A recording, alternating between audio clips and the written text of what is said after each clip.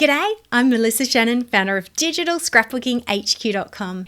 In every version of Adobe Photoshop Elements, new features are added, and today I'm going to highlight one you may have missed, the Adjust Face Tilt. This was added back in Photoshop Elements 2021, and it's still here in all the subsequent versions of Elements. So what we're going to do is open up our photograph.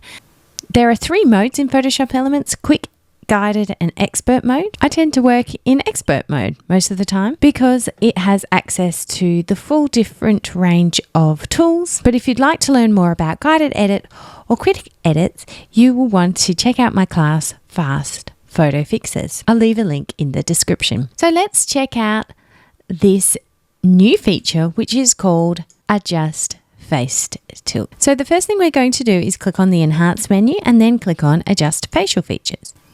In the box that appears, you can see that we have a lot of different options that have been added over the years. So I'm going to click on my face because I'm the person with the head tilt, and then I'm going to go over to this face tilt section and I'm going to adjust the angle of the face.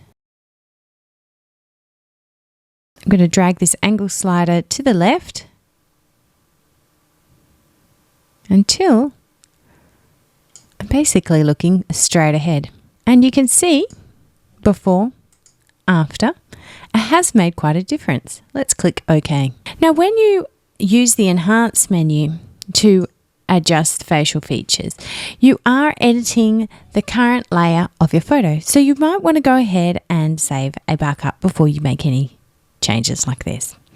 I always tend to save my edited photos as a PSD file with a descriptive name, so it makes it easy for me to find it again. You can see before and after. It's quite easy to adjust the face to get a great looking group photo. Thanks so much for watching this video. If it's helped you, please give me a thumbs up, click subscribe and click on the bell icon so that you'll be notified when I release new videos.